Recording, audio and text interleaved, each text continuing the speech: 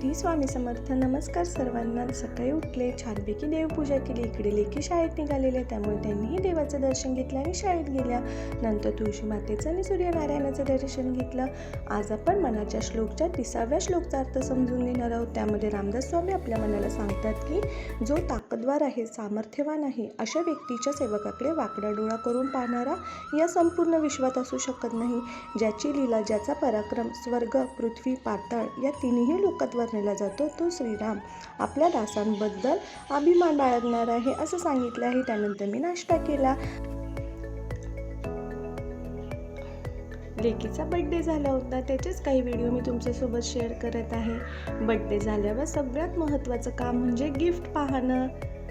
तेच माझी लेक करत आहे. कोणी कोणी काय काय दिलं ते पाहत आहे. चला मग परत भेटूया.